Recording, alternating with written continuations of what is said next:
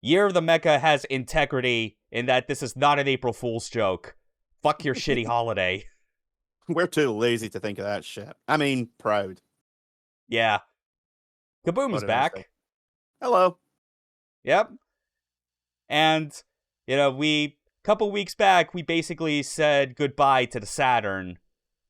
Now we gotta start digging into, and of course, we said farewell as well to the first generation of Armored Core. Now we gotta dig into the other weird mecha shit that the PS1 had. Yeah, you said weird mecha shit, and I was like, you rang? Yeah. Yeah, I knew you're not this. Though it's like, I guess in this case, the weirdness is more just from the fact that not many people know about this particular game. Yeah, It this is more definitely lands more on of the a cult cool hit. side, I think, Yeah, when you see it in action. yeah. This is one of those games that should have really launched a whole empire, really. But Yeah. I don't know. I think the timing just wasn't right for it for whatever reason. Yeah. Because it I came think, out. yeah. I think it 99 came. was the year. Yeah. Yeah, I think it came and went before stuff like Gundam really was being shown on Toonami and so forth, and it really Yeah. caught on. Yeah, a whole Like, year before that. if it had come out a year later, I think it would have been much bigger in the West.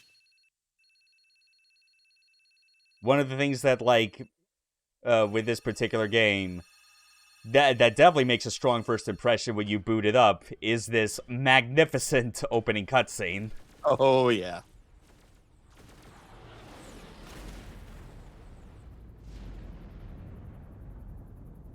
3 billion human lives ended. In human terms, I murdered them all. Region has been demolished. 7 minutes till Omega Boost launch. This is wonderfully high budget for something so silly as what is just like an FMV opening. Correspondence from the citizen. But I think what also helps it is like, Sir, we this is the good kind of FMV where it's like, even though you know the production and acting behind it is like kind of gonna be corny no matter what, like Tokusatsu, you gotta make sure everyone involved isn't winking and nudging at you. Yeah, They gotta buy stuff into like- it. You can. I've always said you can do stuff like this where it's like, almost mean spirited, where it is Yeah. just like, yeah, this is so stupid. Her, look at it. And then you've got what I like to call the EDF factor, where everyone's like, yes, this is stupid, but just go with this and you'll see how cool it is. Lieutenant Layzner, please board the Omega Boost.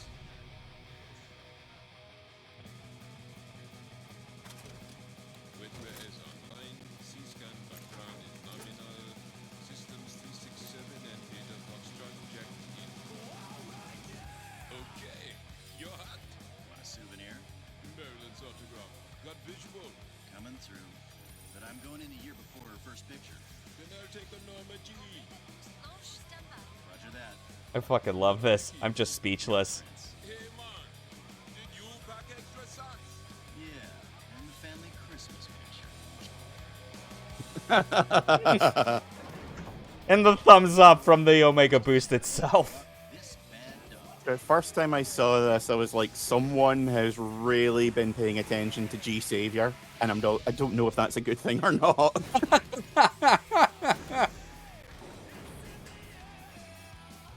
And like this, I forget the name of what this song is, but this is one of those things where it's like, that adds to the other interesting factor behind like the production of this opening cutscene is that each region of the game has a different song that plays. Like this is one that was made specifically for the North American version, or chosen rather, because this was Yep. absolutely from like a kind of grungy hard rock band of the late 90s. Yep, I was actually just going to mention that. So the American version, the Japanese version has Feeder, which is a British rock band. who Okay. were Kind of indie, grunge, rock kind of period. The European version used a song by a band called Cast, who were part of the late sort of indie Britpop era. Okay. And the American version is, I believe this one is completely original, but it does use music by Static X, which blew my fucking mind because I love that band. Yeah. It definitely, like, I could definitely feel, like, you mentioning Static X, it was like, that makes a whole lot of sense.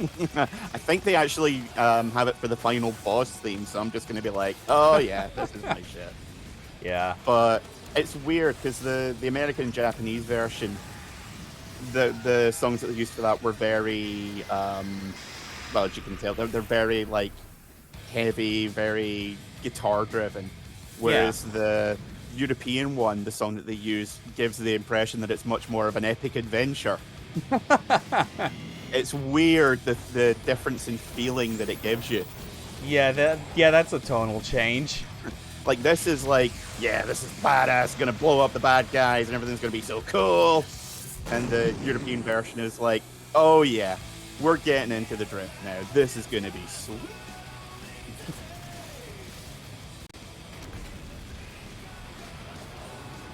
And one last very important thing to note about this game, like, maybe if you are familiar with your mecha designers in Japan, like the game and anime industry, if that robot, the Omega Boost, had any sort of familiar design behind it, yeah, Shoji Kawamori designed it.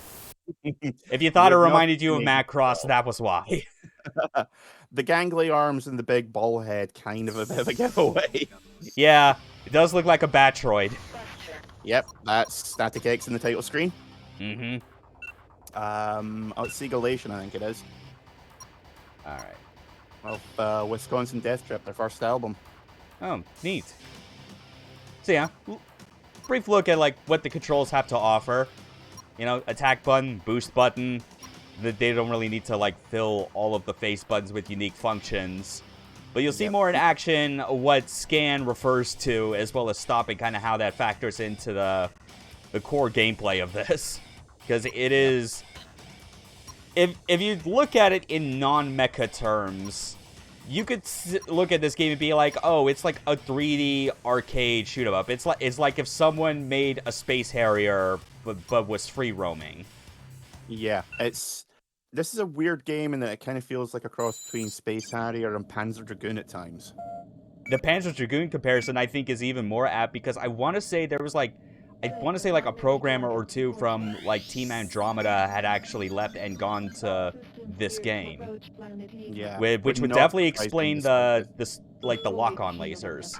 Yeah, well, that's the main thing. It's mostly on rails except for a couple of sections. And you've got the lock-on, which is a big part of the gameplay. Yeah, because the way it goes is like you're always propelling forward and you steer with the D-pad. But if you press L1 to scan, you then lock on to a target and you still go forward, but your turning now becomes like strafing and vertical controls. Yeah. It's a bit weird. It takes some getting used to begin with, especially if you've not played stuff like Panzer Dragoon. Mm-hmm. But once you actually get used to it, it's second nature, frankly. Yeah, absolutely. So that's obviously described in the context of, oh yeah, and if you hold R1, that stop, which arrests your entire forward movement. So holding both is basically the best way to kind of go about strafing without really like passing by your targets unintentionally. Yeah, some of the more difficult bosses basically require you to learn how to stop and pivot on a dime. Mm-hmm. So that's obviously with explaining this game in just general game genre terms and whatnot. But like, what sort of mecha comparisons could you make as far as, you know, like what could possibly influence this? Well, I mean, with the design of the Omega Boost itself, Macross, obviously. Even in the opening cutscene, by the end of it, like blowing up that battleship kind of like didn't look too much different than someone blowing up a Zentradi battleship. Yeah. But I think the other one that is also very important to this, because I brought it up a couple times on some of the other games we played, but Blue Comet SPT Layzner. Not seen that myself, but I'll take your word for it. Yeah, I think I mean, like, it's... part of it also comes from, like, an ability that you get after, like, a few stages in this, is the idea, and I think I even alluded to it when we went through Ranger X. Like, the final sub-weapon we got, which just creates, like, an electromagnetic shield that protects you and damages everyone. Yeah, it's, like, really just a whole lot of flying around in space, and like just that feeling of like a high-speed mecha not held down by gravity. And it's very simple and arcade-like, you know? Because, you know, if this was a PC game, you absolutely bet they would be, like, providing you with controls for, like, manually adjusting, like, yaw, pitch, and rotate and everything at once. And I'd be thinking of the BattleTech VR pods that they had way back when. Oh, yeah. They even had buttons for, like, windshield wipers and horns. It's like the Steel Battalion controller on steroids. Oh, yeah.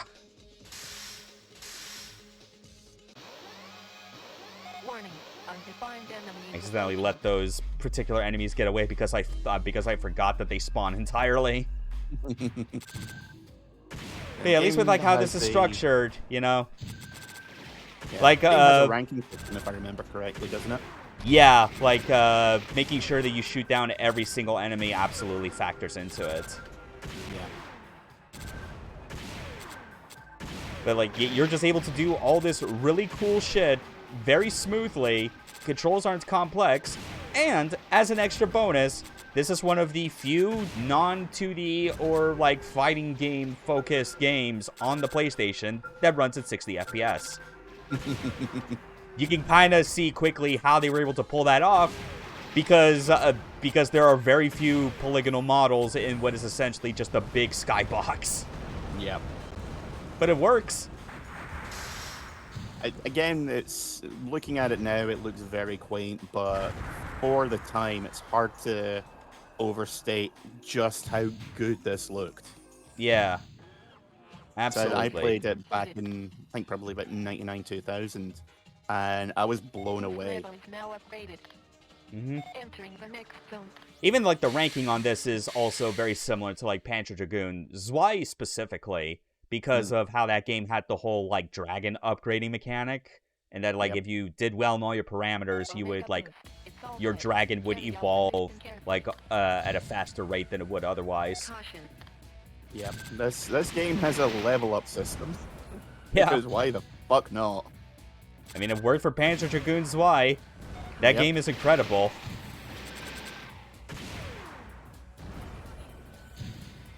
Actually, got the Gran Turismo remake not so long ago. It was on sale for like £2. I was like, holy shit, I need to get that like now. I mean, that's probably what it's worth. Yeah. I understand it's full price. It's a complete waste. Especially with the things that it kind of screwed up as far as like just the things that people really fondly remember about the originals with the aesthetics. Yeah. But there were also like gameplay issues, which from what I understand, they did get around to like actually fixing those for what it's worth. I understand there was a lot of patching after the fact. There was talk of some kind of fan patches to iron out the last few bugs, but it's not an RPG, so I don't think anyone was particularly invested in it. Yeah. But for £2, I'm willing to forgive a lot. Is all I'm saying. Especially if you don't have like a means to play it on Saturn anyway, and you just want something quick to kind of get that fill. I get it. Yeah. I never really knew anyone who had a Saturn back in the day. So the only way I've ever played the original has been on emulation, like a lot of people. Oh, yeah. So being able to play it without having to jump through hoops with an emulator and take it out to dinner before I get to play, I'm okay with that.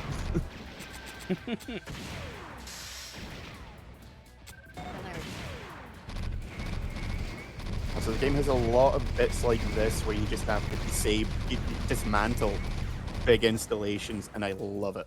Yeah, it's like someone was in love with like the battleship levels in any R-Type, and we're like, we need to make this a full 3D thing.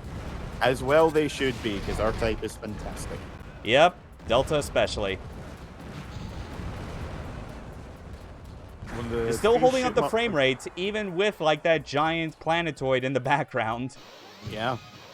Warning, undefined enemies approaching. And who's this? Oh no, is that our rival I see? A wild rival approaches. It's also gold colored, much like the rival in Blue Comet SPT Layzner. See, I always thought it looked like compared to your own mech, it looked more like one of the big character transformers. Like how you've Oh, got characters like Galvatron who were like that little bit fancier than your average rank and file robot. yeah, that's a good point. I also Always think makes with the me think color of that. scheme, I guess if you wanted to go the Gundam route, if you didn't see all the red bits, you would probably think something like the Hyakishiki from Zeta. Yeah, or if you concentrate on the red bits, the Epion, Oh yeah, that's true. Yeah. because the Epion had quite spiky shoulders and so on as well. Yeah, that's a good point.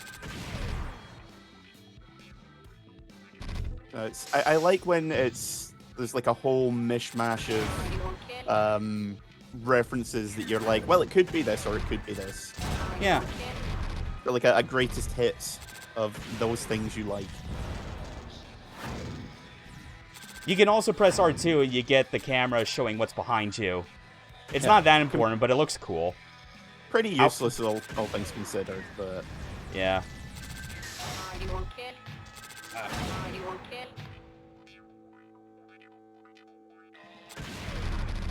where it got that your hit will stay in my mind until I die. Oh yeah. Like that and the radio sound from Silent Hill. They're gonna be playing in my head when I'm on my deathbed. You hear static and you're like, what happened? Where am I? It's like, shit, here we go again. CJ walks into Silent Hill. He thought he thought he was returning to San Andreas. Suddenly it looks a lot different. Just when I thought I was out, they pulled me back in. And then just one of his homies was like, and it's like, oh god, I mean, I'm forgetting the fucking line. The other thing that they always meme the hell out of from San Andreas. You a buster? You a straight up buster? No, I think it had to do with the train or whatever it was. All you had to do was stay on the damn track, CJ. Yeah, it's like all you had to do was stay on the damn car or whatever the hell to like and actually like not get off early in Silent Hill. Yeah. No, that was for me, that was the point when I stopped playing San Andreas, was that mission. I was like, nope, don't need this shit anymore. Hi, Millennium. Yeah, the lighting on the models does look really good, especially during the space levels. Although, this next one, we're going into the actual planet atmosphere, and you'll find that, they still find ways to make sure that the game's frame rate holds up. Yeah, it's funny we were talking about Silent Hill, because it looks like we're hovering in the skies above it right now. Yeah. Anyway, so with the defeat of that particular boss from Zone 2, we now have, like, an additional meter right above our health. That thin blue. That factors into, like, what is called the Viper Boost, and is the other thing that, like, makes this very Layzner-inspired. Because of the VMAX skill being something that the Layzner has, where it just turns into a blue electromagnetic ball of death.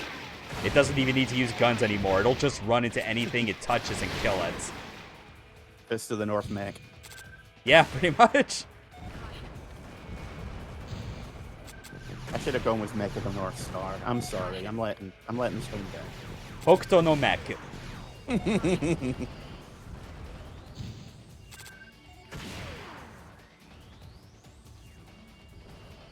Yeah, it does fill up like pretty slowly over time, but so as a result, it's gonna be an ability when we use it. It's fairly sparingly that it gets used. Yeah, I remember never being able to use it at most more than once per stage. Yeah. And that's if you're, being able to take out every target in a stage. It will fill up once and once only. Mm-hmm. There will be times when you get to use it. Maybe every other stage is more realistic. Yeah. And look at all those missiles. This really is a Macross. Hello, Etano-san. How are you doing today? Oh, just marvelous.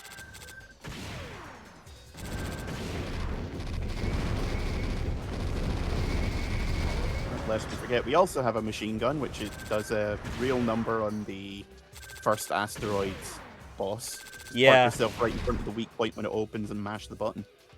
Yeah. Yeah, it's at least something that you remember that it exists. It's there. It's kind of nice to use if you're buffering it briefly, like in between, like once you fire the lasers and before they actually connect with the target. Yeah. But I do think there is still like ultimately like another bigger boss enemy that'll like come for this one. Yeah. This is where this is really the first proper mid boss that puts up any kind of a challenge. Mm-hmm. And as far as like the visuals, like for the skyboxes, as it were, when we go through it, they get a lot crazier. I mean, like there is one mission area we go through where it's not as open as this, and I think that's still actually the part of the game where it actually wrecks me the hardest every time I think about it, because yeah, well, like it's the big tunnel. Yeah. Like that, like. Because it's so different from just the open spaces you have to work with. Anyway, let's Viper boost.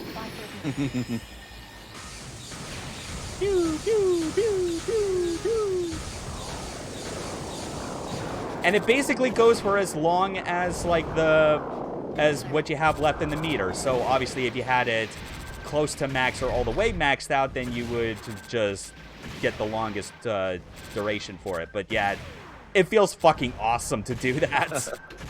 I love it.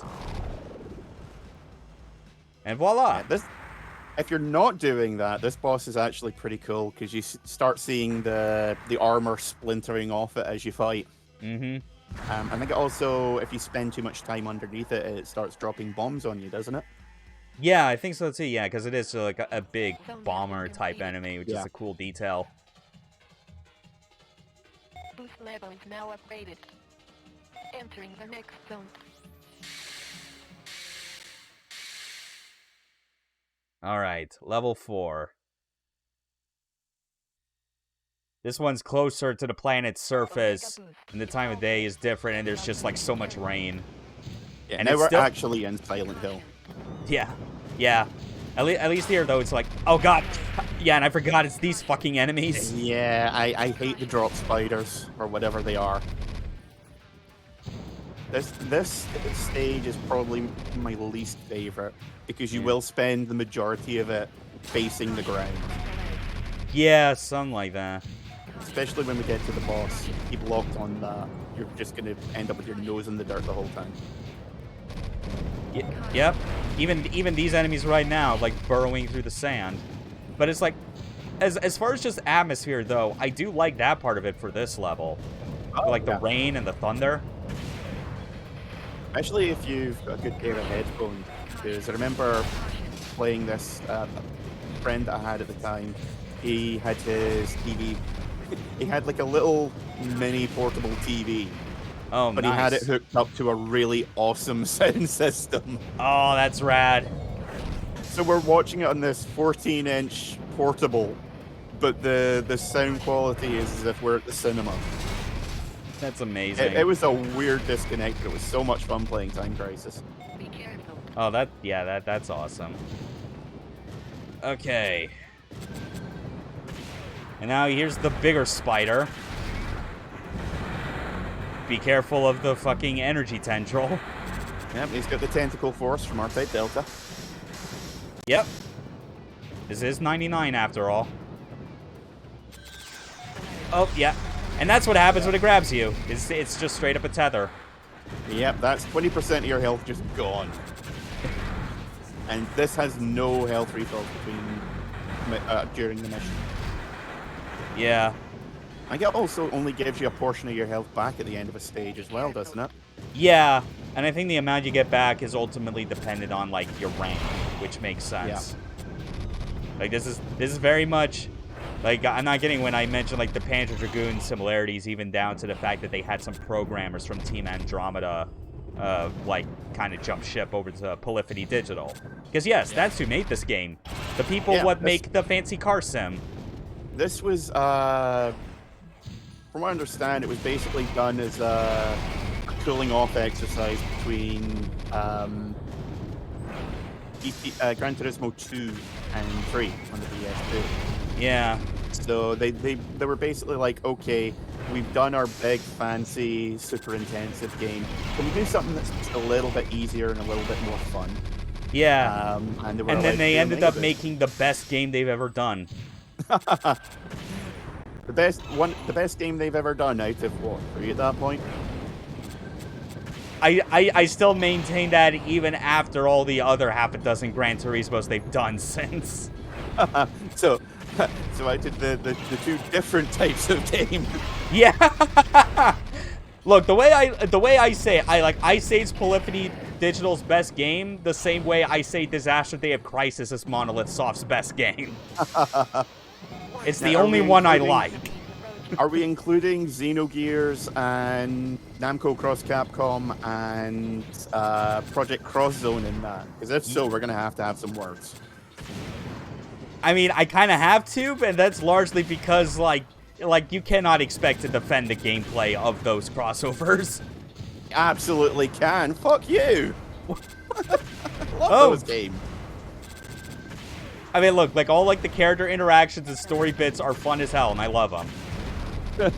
But man, those games, take a long fucking while to get through any one of those missions after a certain point.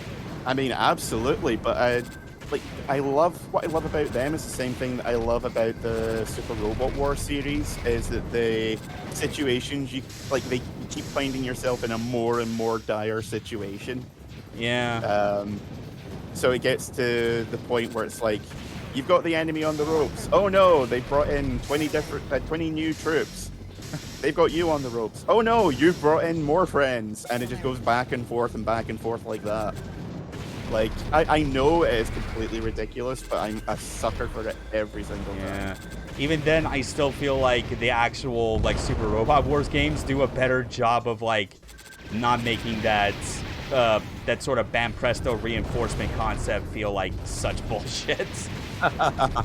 I know it does. After you get each of you get the 5th round of reinforcements, it does get a little bit silly. Yeah. But, as I said, just that constant back and forth, I am such a sucker for it, and I will love it to bits. Yeah. There are things about the cross-zone games I do like. But man, Disaster Day of Crisis is so fucking goofy. And unique. It's one of those series I keep thinking about getting into. Especially since apparently City Shredded in Shadow is now playable on emulators. Yeah. Oh well. Again, it's not the same series as Disaster Reports. Day of Crisis is its own thing. Yeah, but close kinda. enough in my book. They definitely go crazy with the piling on to the natural disasters. Yeah. But yeah, we've killed the Jawas while we were busy arguing. Yeah, I almost died too. Yeah. Has been completed. Yeah, because we're definitely coming up on the on the part of the game where it's I am guaranteed to absolutely die in this next level. Oh yeah.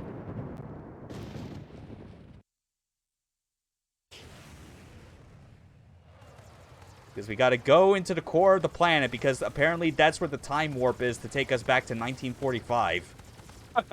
Oh yeah, we never actually mentioned anything about this game's fucking plot.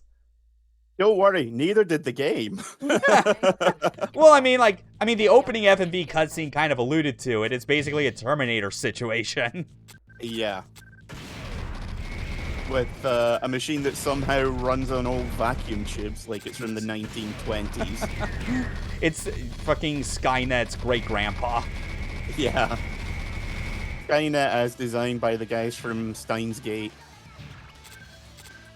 Yeah.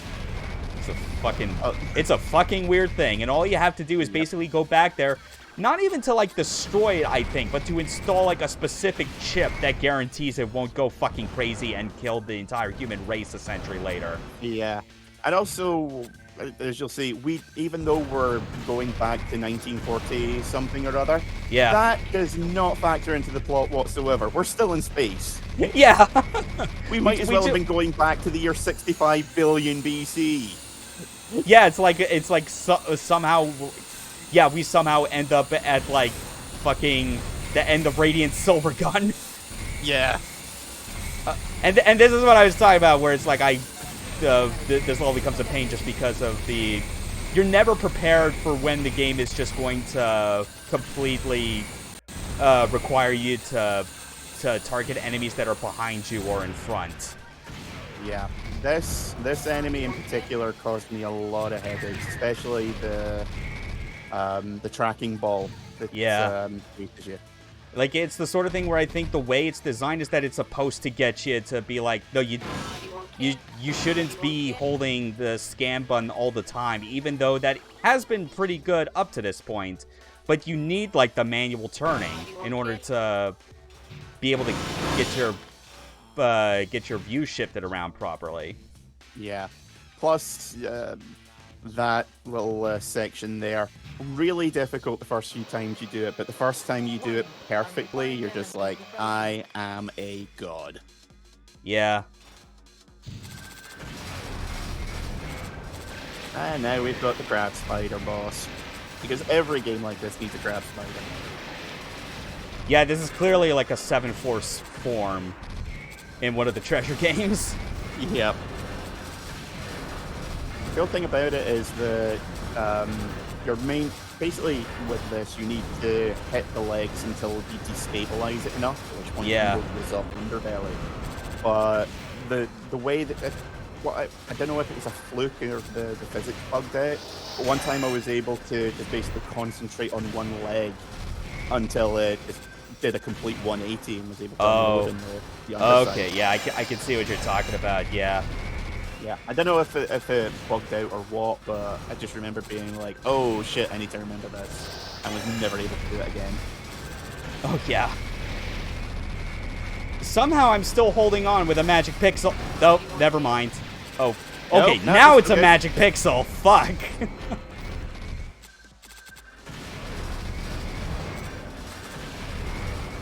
And of course, it wouldn't be a game of this era without being able to strip all the armor off it. Somehow that still was able to hit somewhat. Yeah, this is a bad boss for it because every time you hit it, you knock it back in some way. Ah, fuck. Well, so I'm actually not going to continue. Instead, oh god, I think the audio is actually getting desynced again. Yeah, well, so It's working fine on my side. yeah, I just noticed that like the beep wasn't syncing up exactly with every time like the number changed on the countdown. I think it's just like some weird hitches during like the rendering, like in OBS. Your official rank is Pixie Country VIP. Yep. Yeah, the game gives you completely nonsensical ranks once you either die or finish it. Mm-hmm. Now, fortunately, though, because of the internet and the fact that I am running this on a PS3 with virtual memory cards, I did download like a system file that basically had beaten this game and like unlocked all like the extra stuff. And I know that you can play all the other zones like after this point. So let's actually show off what those are like kind of as their own separate thing. Yeah, so we went through. We went through. 5. Yeah, 5th, but I mean, I'm pretty sure that had to have been right at the end. That is like we don't need to show the whole thing again. So let's go to the 6th zone and see where that puts us. Can you guess what it might be? It might be similar to all the other previous zones. Carry out the mission carefully. Yep. Yep, we are 300 years in the past, or give or take, from when this game takes place. Yeah.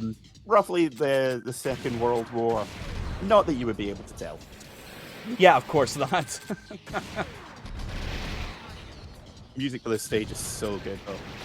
Oh, yeah. Oh, wait, I actually just realized something. I forgot again, like, the other thing with, like, the zones is that, Are you ready for the next? you know, it's not just the zones you select, but also level, which is not difficulty, but straight up, but, like, it actually has to do with, you know, like, the level of your Omega boost. Yep.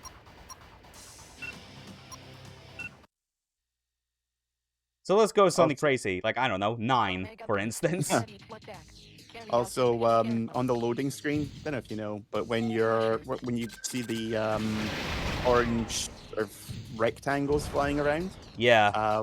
wiggle the thumbstick around, and it follows them. Oh. Oh, I do love those fun things you can do with loading screens sometimes. Yep. Anyway, look at how many, like, things that we have to work with as far as lock-ons. Yep. It's as big as our health bar now. Lock-ons. Yes. Yeah, it's just, oh man, it's so good. Feels so good to Also, play. the higher your level, the more damage your basic machine gun does as well, doesn't it? Yeah, I mean, like, it's even bigger now, you can see, Yeah. as we blow up these not Zakus. Because I remember just going to the first boss and just melting it immediately just by using the machine gun. And yeah, and now this entire fleet has just warped in. This game really is, like, with, like, the space combat, is just the predecessor to, like, that sort of... This literally has to be it. Like, before even Zone of the Enders, like, the first kind of mecha game to really go in on just the feeling of, like, free flight in a giant robot. Like, not weighed down by gravity.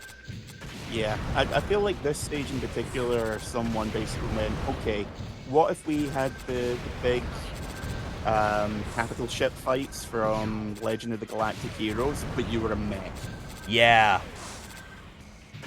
Because the ships are like a weird cross between the Salamis from Gundam and the big cruisers from Galactic Heroes. Yeah, totally. But yeah, with the amount of lock-ons here, you can lock onto everything, basically. Annoyingly, you have to take out the support ships before you can start whaling on the battleship in the middle. Yeah, something like that. You still have to go through a bit of a sequence as it fires its big gun, which destroys its shield because because they basically blew their entire energy reactor. Anyway, VMAX time.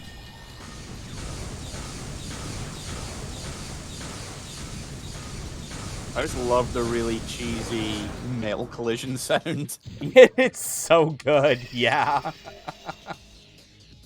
It is literally a stock sound effect from Oh, fuck! like, in 19... Jesus. I forgot about that. Nah, fuck it. We got the other remaining zones to show off, you know? As well as some bonus ones. Yep. I think it's only like 3. Yeah. Well, yeah, because we got, like, 7th zone, 8th zone, and last zone. It's funny how you look at, like, the initial, like, ranking, where it's, like, when going through the main game, how it's, like, it only ranks, like, the first 5 zones first, because, you know, that's in the same timeline. Yeah.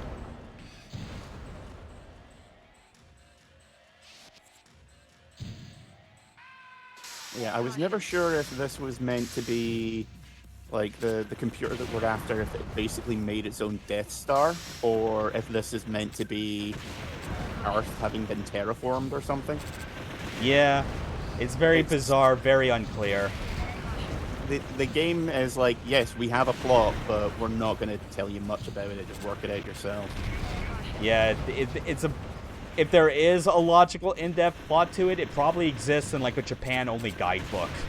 Oh, that's always the case. It always is, yeah. Vegas wouldn't give you odds on that one, for fuck's sake.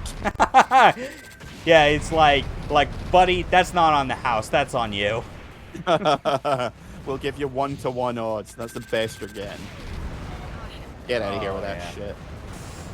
Man, just like There's a playing... drama CD. Do you want to bet on that? Man, I just love how cathartic playing the Omega Boost when you're at level 9, just how that is. Yeah. Just hope on this level I don't get hit by another off-screen fuck-off cannon. And again, when this first came out, this looked absolutely stunning. This was This was to action games what Gran Turismo was to car games. It was an unprecedented level of realism for the time. Yeah, and I do think as well, because like this goes back into kind of what I've also maintained as well as far as how good a game looks. Frame rate also contributes a lot to how a game can look, because you know, games are not a still image. There is motion behind them. And when it's running as smooth as this is at like the max refresh rate of like TVs back in the day, like yeah, that makes all the difference in having it look even better. I forgot the idiot biker. Yeah. Spends most of his time twirling in a corner like one of the Three Stooges.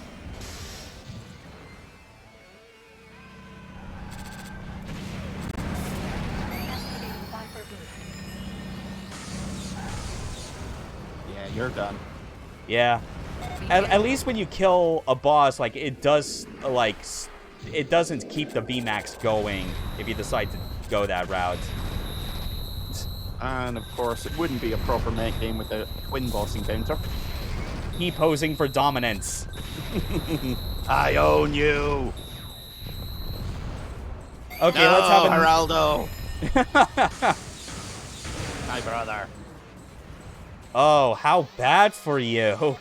You went down Divine so deadline quick. is approaching. Okay, but no. Oh, rival returns. It's funny because I was playing this and Silent Bomber at the same time. They both came out around at the same time, or I got them both at the same time. And both of them have this kind of big, bulky, spiky rival character who just keeps coming back. Yeah.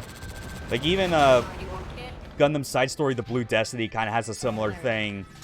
It's not gold, but it is blue. Like it's a blue like Ifrit custom that the main antagonist uses. Well, at least he's learned some new tricks. Unfortunately, shooting up isn't one of them. Yeah. You can literally just hover over him and be like, "That all you got?" Alert. Oh god. Yeah, as you can Hell's tell, over, getting eh? this deeper in, obviously I am not good at Omega Boost.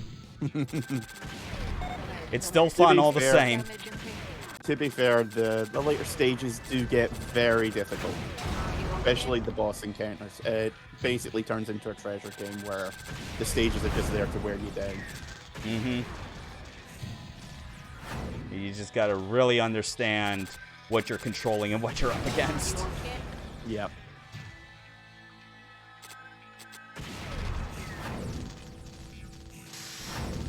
Yeah, had I remembered that this dude was here, I absolutely would have triggered VMAX. Mainly because I think like this rival also has his own version, which I forget if it's something where like he has like a different trigger for activating his own version of it, or if he does it automatically to combat your like Viper boost. I want to say it's the cannot latter remember. because that sounds like the exact type of thing they would do. I'm pretty sure because I do have vague memories of the two ships basically zipping around and clashing into each other.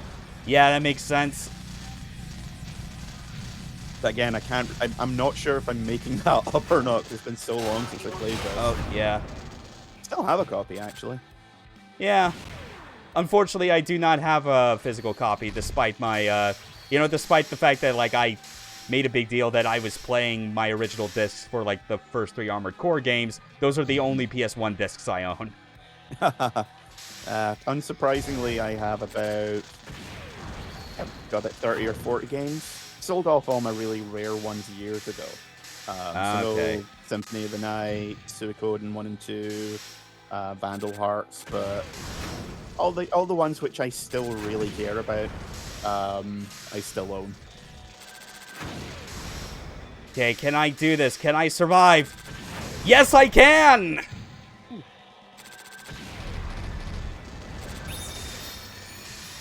And he is vanquished. Oh, fuck! Oh, fuck! Oh, fuck! Oh, that's right. He does this in like a fucking like Rondo of Blood style desperation move. It doesn't kill you, but it is pretty scary. That's right. Yeah. Just follow him as he crashes back down. God, this game is so rad. It's so good. Has been completed.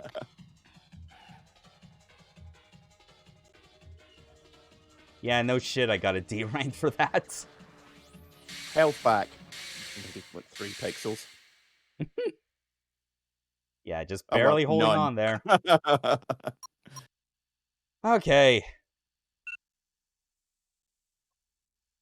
Oh yeah, you were right. Yeah, I started to move him around a bit.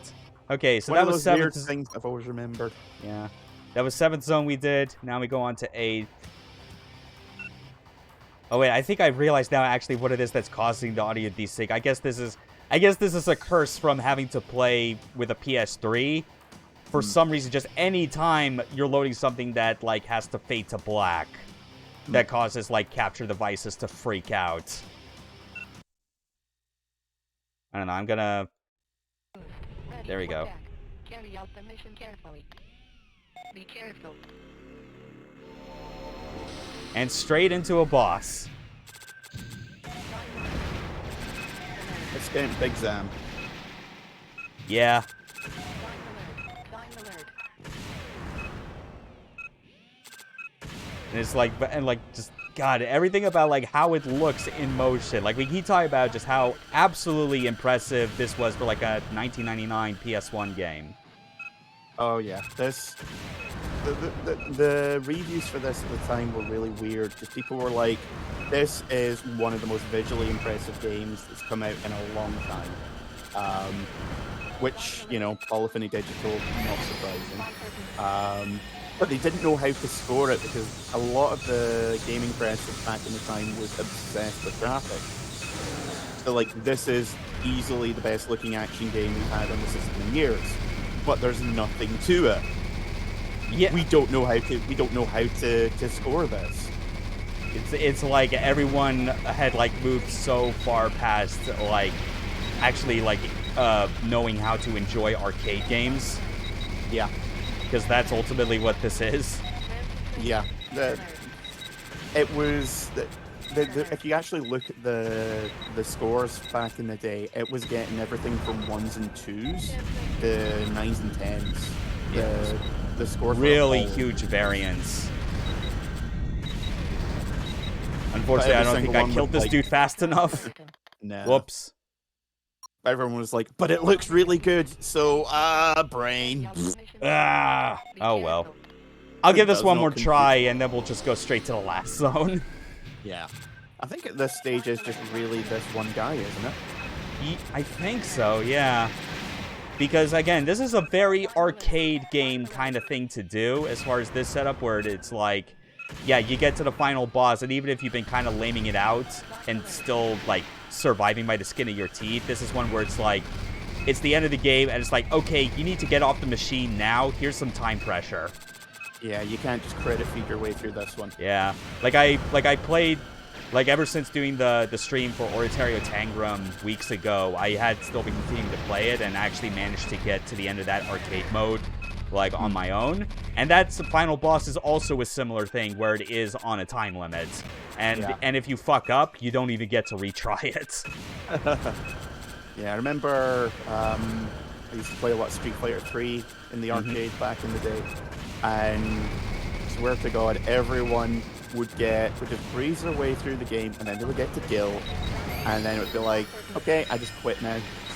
Like, I am not getting past this guy whatsoever.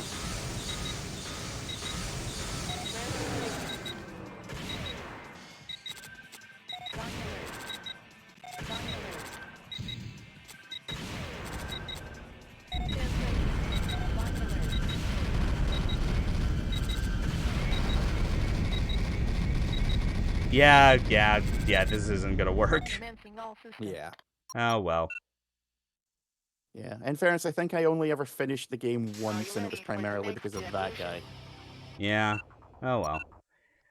It is what it is. Let's just see what the last zone is. Carry out the mission carefully. Because now we gotta go through one last tunnel Be careful. for one last time warp so that we can finally make it back to 1945. And this dude's just reflecting all our lasers. So what do?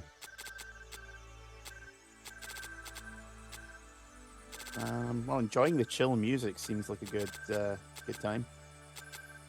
This whole thing feels like also very R-Type Delta. I was just about to say, yeah. Traveling through a weirdly organic tunnel, waiting for something to happen. Oh wait, that's right. You have to actually use the machine gun. God damn you, video game! Do the one thing you've not been doing this entire time. And I can't even get my fucking machine gun to hit. Omega boost. Well, I got it initially, but it was like, oh my god. Be careful. Oh wait, here's a way to make it maybe easier. Oh, First person mode with the select button. Yep. Again, the one thing you've never used this entire game, because why in the hell would you? Alert. Critical damage increased. Oh yeah, and that's right, you have to... Okay. Ah, fuck. Alerting all systems. Yeah, it's like a weird back and forth you have to do where only the core can be damaged by the machine gun, but when you do that, is like it puts up those satellites that you have to take down with your lock-on lasers. Mm. But, oh well. That's kind of how it is. Are you ready Yeah. for the next evolution? The Then there's ending, all these extra zones as well. the ending is incredibly cheesy, but it is literally just a winner is you. Yeah. It's very simple. It's very to the point. Omega boost. It's all set. Carry out the mission carefully. So how about the game, but at turbo speed? Yeah. That's basically what the U level zones are. But also, I've kind of switched to, like, my level at A, which I forget what else that might possibly do. I vaguely remember. Again, I might be wrong because like I didn't unlock much. Yeah. Because it is primarily dependent on the ranking, if I remember correctly. But I think it just increases the speed the Viper boost charges at. Yeah, something like that. I may be wrong. This is so silly. I love it. Yes! See, that's more like the fights from the Gundam Origin movies. Okay. Like the first one where Char's just plowing through everything super fast. Mm-hmm. I mean, this is just the most, like this is the... I feel like, yeah, this game just absolutely gets, like, the idea of the VMAX from Layzner, like, so perfectly. Just that perfect, like, sense of, like, just overwhelming power from, like, turning your mecha into an electromagnetic battering ram. Zone has been completed. Yeah, these are really just score effect stages Mm-hmm. as well. Which we still might show off some, especially as we kind of go through, like, the other, Are you ready like, for the next evolution? increasing the level of our Omega boost further and further. Omega boost. It's all set. Carry out the mission carefully. Okay, but this time it's, like, actually a bit slower now. But we got 3 bosses! 3 of our rivals! And you've only got like 7 lock-on. Alert.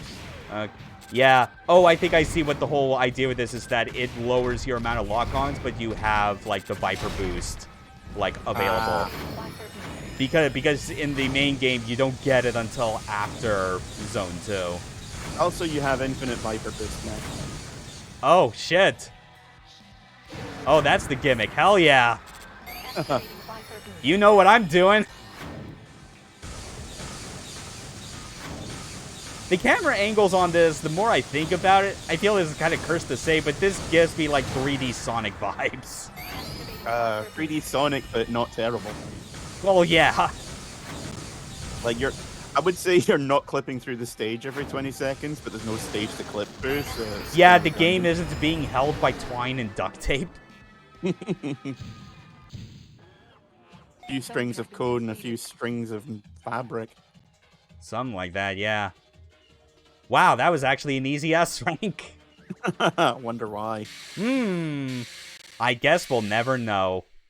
It is a mystery.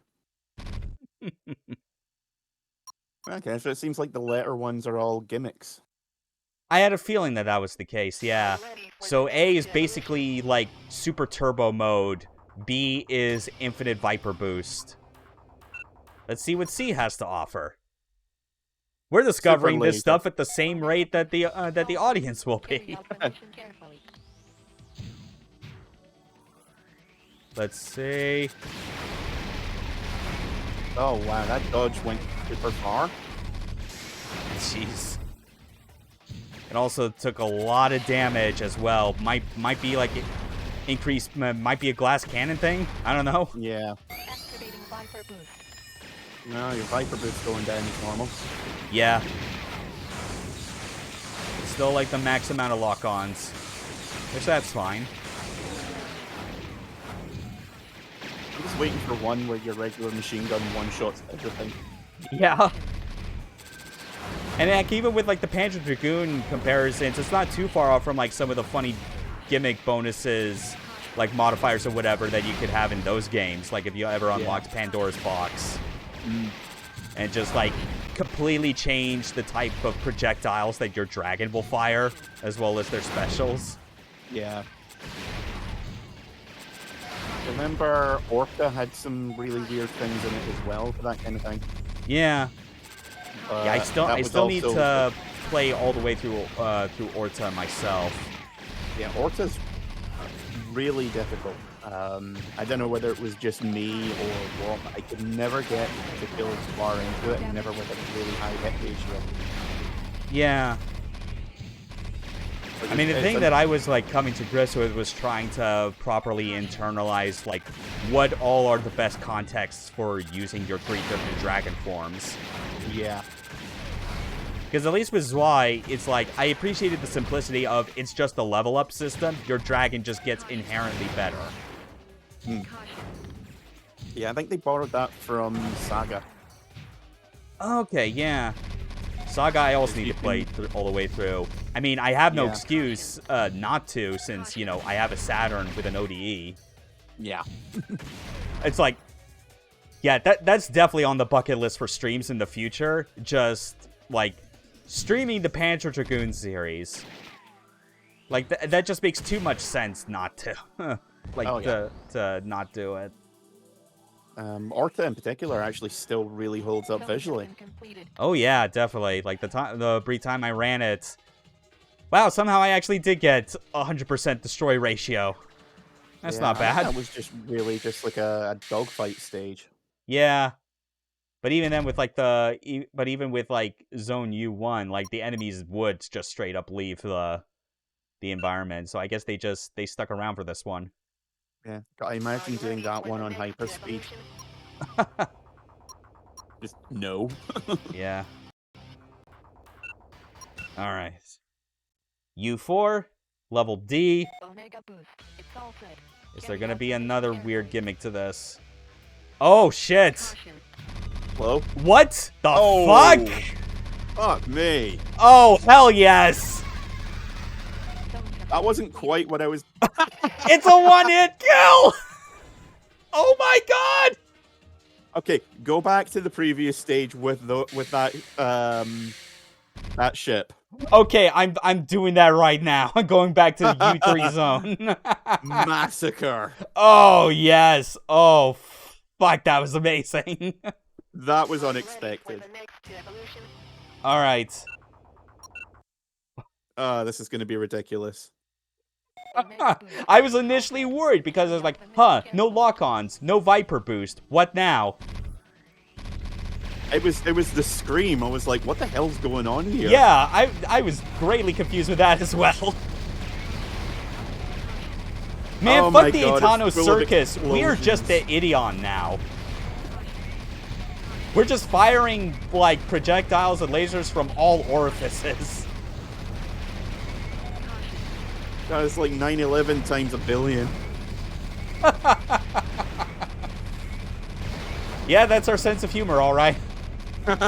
This video has been demonetized. Zone You can't demonetize something that never made money. You've got me there. Yeah. Okay, that was ridiculous. That was so stupid. I love it. Yeah. Like, okay, considering that there's one more level above this, it has to be something predictable, like you die in one hit or something. It'll probably be something like infinite lock-ons, but no health. Omega boost. It's all set. Carry out the mission carefully. Guess we'll see.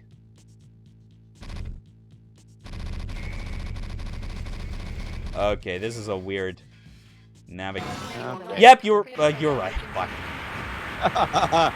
Donk. Yeah. I just love that it freezes before, and, like, if you hit quit, that's when it explodes. Like, just the extra insult. Yeah, let's go back to, like, a regular one, at least for now, with, like, level 9. Omega boost. Ready to attack. Carry out the mission carefully. Be careful. And, okay. Oh my god, it's a bigger version of us! What? Oh. And you can lock onto all its...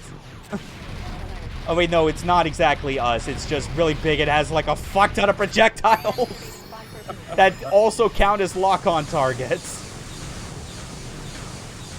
What the fuck is this game? Yeah, that did absolutely no damage to the boss. I think you were just taking out his ads. Yeah, that was... Oh my god. Yeah, they went really crazy with these bonuses. So I think I unlocked the first one. 'Cause one of them unlocks just by beating the game, and all the others you need to get probably an A or an S ranking in order to get them. And this game was difficult enough that by the time I finished the game, I was like, yeah, I'm pretty much done. Yeah. Yeah, that was a fucking thing. I get the feeling that, like, all the other remaining U zones are gonna be kind of dumb. This one, I know I did try briefly, like, just to make sure that the game was running fine, and I know that's kind of more of like a weird... It's more of a weird obstacle course, kind of in the same vein as U5, where it is just, like, the fucking obnoxious, like, obstacles you have to fly around in the big tunnel. Yeah. Did someone save, like, a replay on this? I wonder. Nah.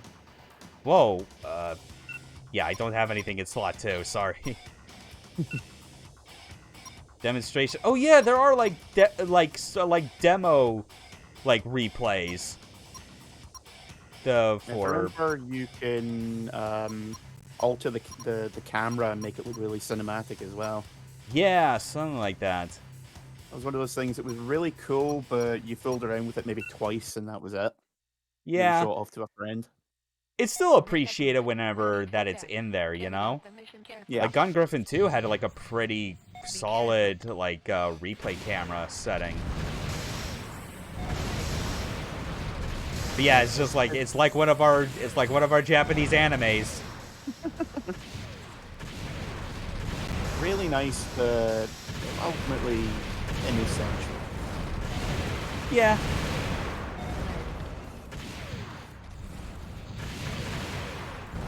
Oh, that's right. You could also Yeah. slow it down like that. Really just in because they want to have that feature in Gran Turismo. Yeah. Yeah, that's a good point. No rewind, unfortunately. Just, like, slow down like this or speed up. Makes you better appreciate every frame, though.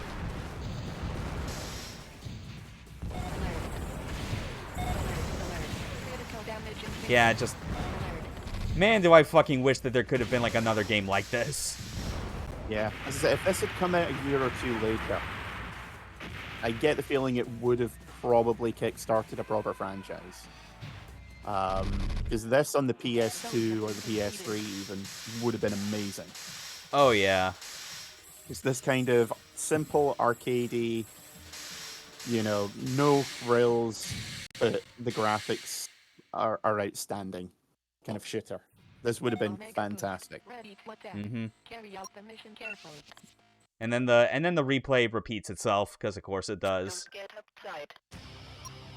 Yeah, it's just ultimately like it was it's a it's really kind of a footnote, really. yeah, it's a footnote, but the truth is that it's just a really fun 3D arcade shooter that is like kind of like there have been mecha games up to this point that have done like during this time frame in the 90s where they did like certain games do a fantastic job of capturing certain aspects of the mecha fantasy, you know? Like especially with stuff like Gun Griffin and Armored Core like leaning on like the very realistic like sim inspired stuff.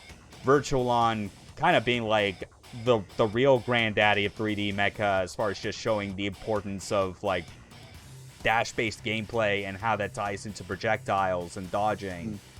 And this just like this is basically the game that was someone just trying to be like, I want to make a game where it feels like you're playing one of those like amazing dynamic dogfight mecha sequences in like an anime, you know? Yeah. Like to anyone that has watched Macross growing up and being like, I want to do something like that. Yeah. Yeah. This is definitely your aerial acrobatic kind of shooter. Mm-hmm. And it obviously they were only able to make it work the way they did because of how very arcadey it is. The fact that you don't have very complex levels to them. Like, I mean, like so many of them are all just big open skyboxes. You have the tunnel levels, obviously, which are kind of the exception. But even then, they're kept very simple in like their geometric detail. Yeah, fucking incredible game. Yeah, this is kind of a footnote, but it's, as I said, like Polyphony Digital have done nothing but Gran Turismo for over 20 years now. Yeah. And this kind of gives you it's an interesting look into what could have been. Like if they'd taken the same kind of design aesthetic that they did with Gran Turismo and put it into other games, we could have had more stuff like this. We could have had all kinds of crazy, over the top, but incredibly pretty games. Yeah. Like, you could see even more now why, like, I make the comparison to how I say Disaster Day of Crisis is Monolith's best game, because I do feel similarly, where it's like, this is so different from, like, all the variety of RPGs you try to do, and this is the one where it's, like, clearly not that, but it's so interesting and goofy and weirdly fun all the same. Yeah. And naturally, because of how arcade focused it is, and like very tight on content, naturally it's not like we can like make a super long stream to kind of go on about it. But at this point, it's like we pretty much summed it all up about as well as we needed to. Yeah. At the end of the day, this is, you know, as I said, it's a fascinating look into what could have been if they'd been allowed to branch out into different genres. Yeah. But as I think they're a first-party developer, or they Yeah. were bought out, something like that. Yep, they're You know, still. I think at this point, like they are still one of the few remaining first parties at Sony that are also Japanese developers. Yeah, After they were that basically whole told. gutting of Japan studio. Yeah, they were basically like all of the various companies sent to the Call of Duty mines. We know what you're good at. You're going to do this until you die. Yeah. It's just the nature of capitalism. Pretty much. Yeah. At least with like yeah. We may not have gotten like a proper like successor like this or other weird unique games to come out of Polyphony Digital since then, but I still at least think the silver lining on this is that you could look at this as still like a predecessor to the stuff that people would get later with like Zone of the Enders or like another Centuries episode, or I'll actually add like the PS like the various Macross games that we got, like the PSP ones in particular by ArtThink, because it is like just that, you know, they may have like different systems and priorities, but the things they all have in common is just like that incredible feeling of just flying and zipping around everywhere and spitting in the face of gravity. Yeah, it's see the thing with this is the game is I wouldn't say it's obscure Mm-hmm. to a massive degree, but it's unknown enough that it's difficult to say if it did directly inspire anything because, as you say, like you can directly trace parallels between this and especially Zone of the Enders 2. Yeah. I feel like that in particular has a lot of shared DNA with this, but as I said, it's Yeah. relatively obscure, so you can't really say, well, Yeah. both drawing on the same reference pool, Yeah. fine, but Yeah. there's enough there I that feel makes you like it would wonder. be less obscure in the development community on the Japan side, considering that's where the majority of mecha games come from, you know? That is a fair point, yeah. But also, yeah, it could be coincidental because so much of like the decades of like the 90s and the 2000s have been, as game design for 3D games had been trying to evolve and get to a point of being, not weird and clunky and gimmicky. You know, there are people Yeah. out there that were like that are fans of mecha. They watched those shows from like the 70s and 80s growing up and were like trying to crack the code of how do we make this work as a playable game. Well, I was going to say that's the other thing as well is when you get down to it, mecha fans are gigantic nerds that will seek out the most obscure stuff imaginable. Yeah.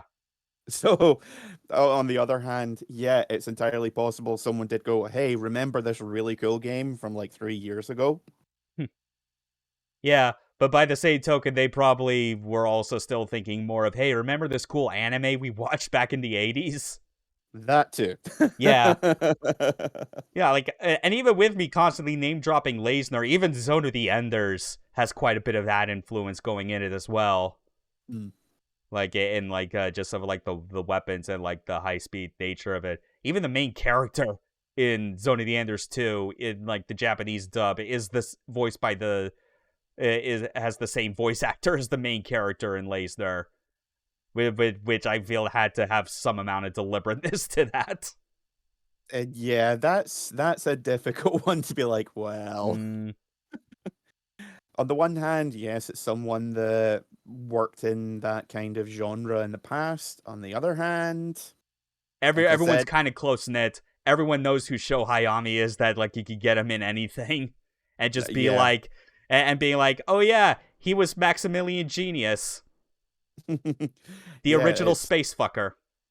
end of the day, mecha fans are gigantic fucking nerds. Absolutely, they're nerds for the best genre in anime history.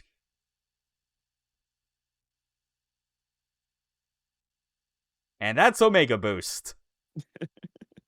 Talking about arcade style gameplay, cool robots flying around in space, lasers, VMAX, the Etano Circus, and that we all love mecha and therefore are the biggest fucking nerds in the universe.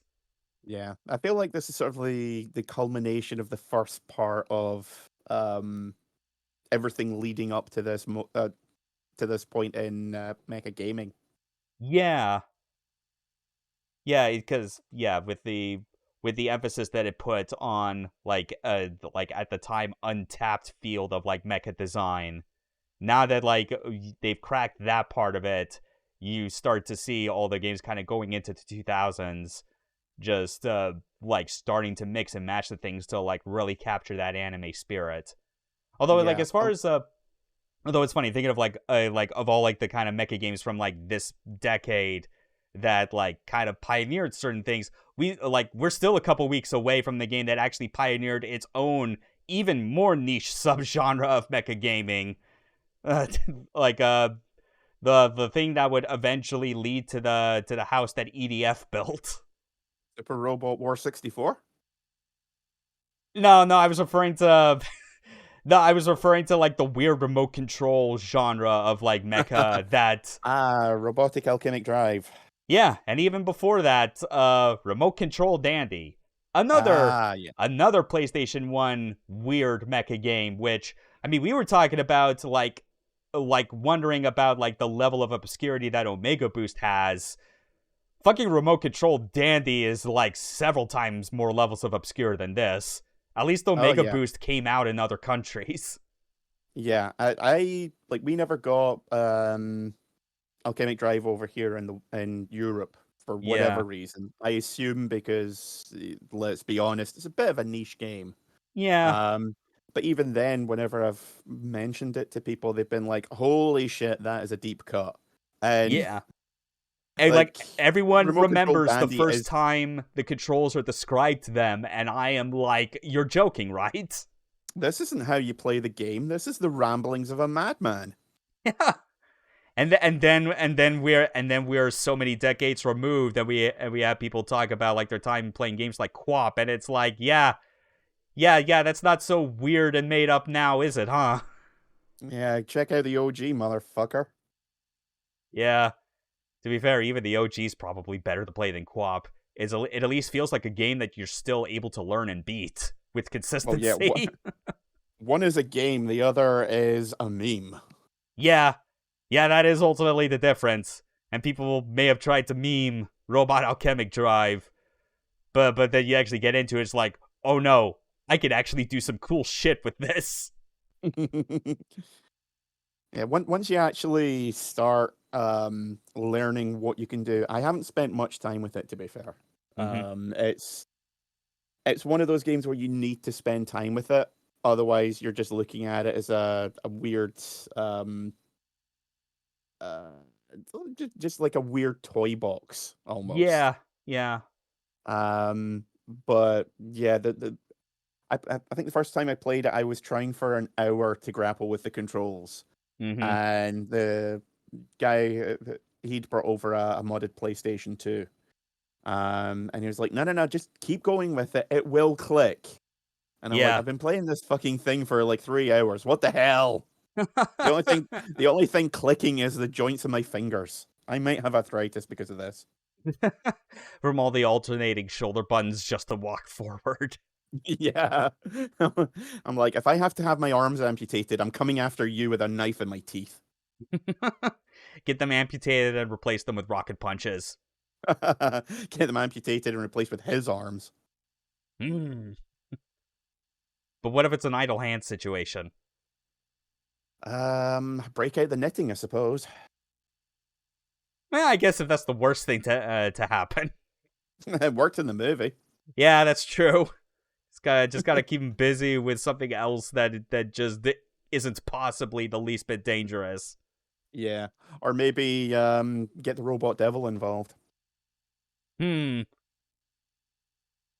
Oh, be right back. I'm gonna be in talks with Neo Japan.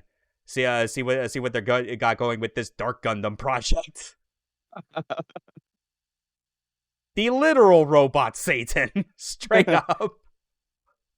Defeated by a very, very angry manifestation of the King of Hearts. He's angry with the power of love. Fucking G Gundam finale is a work of art. Yeah, I need to rewatch that series. It is so much fun. Oh man, yeah. I need to find someone else to to watch it so I can watch it with them.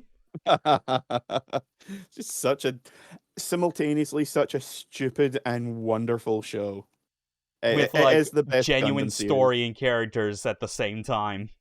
Yeah, it's like I say like my favorite Gundam series are like Gundam X, G Gundam, Turn A Gundam, and people look at me like I'm taking the piss, and I'm like, no, genuinely, those are my three favorites. Yeah. Oh man. So with that out of the way, next year the Mecha stream will be a week from now, as is usual. The game in particular, in a surprise move considering what we have basically been playing for the past 13 weeks, as far as like Japanese-made mecha games, because mecha is a Japan-centric genre. We're actually going to be playing like an American-made mecha game next week. It is Heavy Gear 2. Like, probably, like, the one, like, mecha PC sim of the 90s that I like the most. And I'm gonna have to wrangle with kind of a batshit setup in order to get it playing and recording properly, which I know can work. And, good buddy Cool Guy of Time Warriors fame will be on board for that one. I actually used to have the original Heavy Gear. Got pretty far into it, but there was one stage where the mission was to disable an escaping aircraft, Mm. and I said shoot the engines to disable it. Don't destroy it. The thing was, Oh. the damage modeling in the game wasn't that great. Yeah. So I'm shooting the engines and the entire thing blows up. And I'm like, I genuinely do not know what I'm doing wrong. This was like 98, 99, so couldn't go on GameFAQs and look it up. I was just like, yeah, I'm done with this now. Yeah, Heavy Gear 1's a very bizarre thing just because of how it is so clearly them just trying to get by on continuing to modify the MechWarrior 2 engine without doing the more sensible thing of just building a new thing from scratch, which is what Heavy Gear 2 is.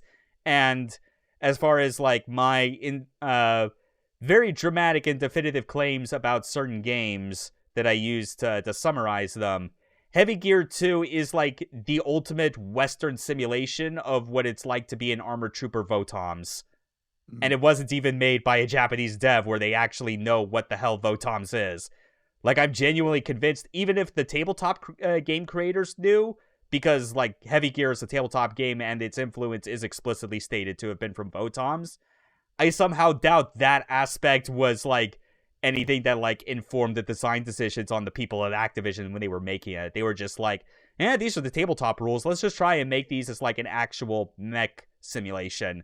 And they fucking pulled it off, somehow. I've not even completed the campaign, but it's already one of my favorite games of all time. That should tell you how highly I think of it. So, just checking something here. Yeah, funny you should mention Votoms, because today, April 1st, Armored Trooper Votom's 40th birthday. Nice. April 1st, 1983. Everyone out there in the world, get yourself a copy of like the Blu-ray of the complete series, or if you don't want to shell out that money, find a good torrent with the entire TV series. Watch that shit. It is some seminal mecha anime. Happy Chirico is dead day. And Is it Chirico or Kiriko? Kiriko, but it's like, Kiriko. but no, he's not dead. It's everyone else around him that is. If you ever want a fun time, just like look up Armored Trooper Votom's like Kiriko kill count on YouTube, and it's like I'm pretty sure that like I want to say like when that video was initially made, I want to say that his kill count in the entire series had like was on par with like Schwarzenegger's kill count across his entire like line of movies that he had ever done. I think Commando, he racks up something like 118 kills. Yeah, in but 19 this is minutes. something approaching like maybe like 500, I think. Yeah, it's like they split it up like they track the kill counts separately across all 4 arcs, and weirdly enough, I think it's like the majority of his kills are all situated in the first like quarter of the show. But it's still a lot, because that's also the show where the second arc of the anime is just straight up like robot Vietnam. They're straight up robots fighting in a jungle, and the conditions are shitty and everyone hates it. I fucking love it. Votoms is so good. Well, thanks again a ton for being on for today's stream, man. Anytime. Always a pleasure. Yep. And everyone else at home, you all have a good rest of the day as well. Watch some good mecha anime like Votoms or something else. Play some other games. Play some good games. Maybe not that one remake of the game that didn't really need a remake, but you know what I'm talking about. Funnily enough, I just got that particular game the other day. I think I'm probably going to play Resident Evil 2 Remake first. Yeah, that's probably a better choice. Oh well. Take care, everyone. Later. Game over.